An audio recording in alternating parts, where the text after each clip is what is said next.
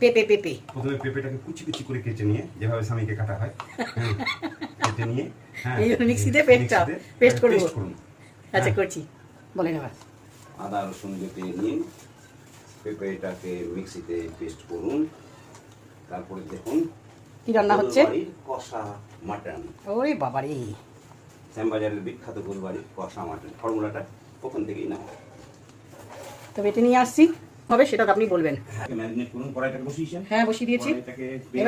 না না, এটা পেঁপেটা দিয়ে ম্যারিনেট করবো তো? হ্যাঁ, পেঁপে দিয়ে ম্যারিনেট করুন।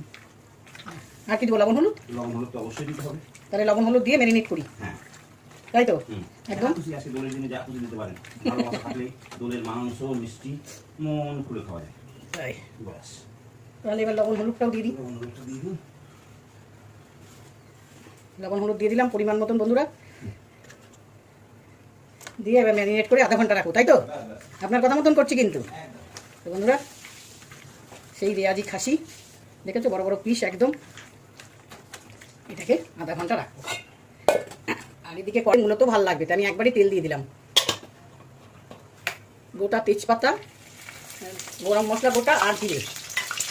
এবার পেঁয়াজগুলোকে বেরেস্তা করে নেবো, পেঁয়াজগুলোকে দিয়ে দিলাম। কথা বলতে বলতে চানে চলে গেল। আর বেরেস্তা করে নিয়ে আসছি।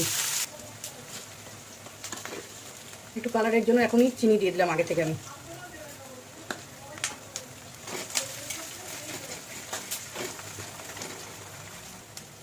আদা আর কাঁচা লঙ্কা আর রসুন বাটা দিয়ে নিলাম।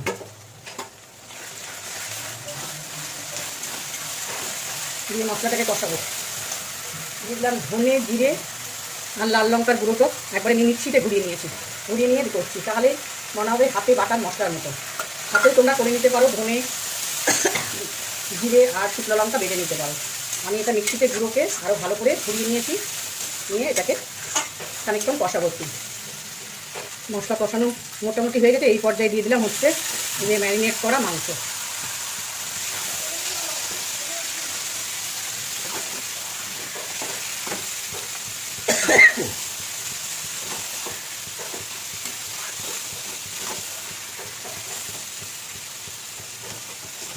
চাপা দেব।